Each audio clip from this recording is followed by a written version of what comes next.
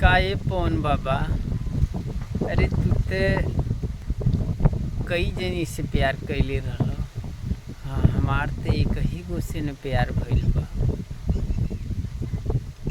अरे हमरो त मिलल बड़े मन ओकरा मन से, उनका के जानो ताड़ी हम ते बचपन से।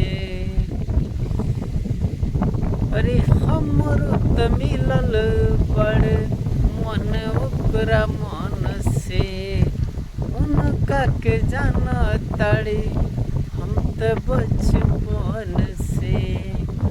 अरे कैसनो कर हालत होई, कैसनो कर हालत होई, आ कैसनो कर हालत होई, देखते आँख भर के।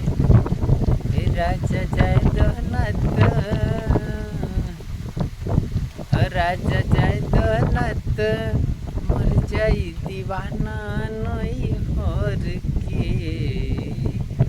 राजा जाय दहनत, मर जाई दीवाना